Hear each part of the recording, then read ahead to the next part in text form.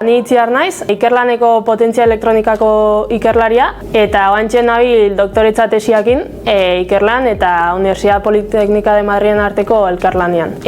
Nere tesia joa ibilgailu elektrikon kargadoren ingurun. Ni ingenieritza munduan sartu nintzen batez ere deskarteagatik. Nik txikitatik argi nahika arlo tekniko aldeko ikasgaiak gustuko nitula eta modu honetan sartu nintzen ingenieritzako gradura eta erabaki nun masterra egitea elektronikan eta jarraian tesian sartu nintzen. Nere lanetik gehien gustatzen zaitena ikerketa mundu hori, gauza berriekin lan egitea eta ezagutza partekatzea inguruko lankideekin. Hemendik kanpo oso pertsona aktiboa naiz, kirolaria, gustatzen zait eta batez ere laguntzeit deskonektatzeko. Korrika biltzen naiz, errepideko bizikletan, eskiatzen, eta hori dena lagunekin partekatzea badago primeran.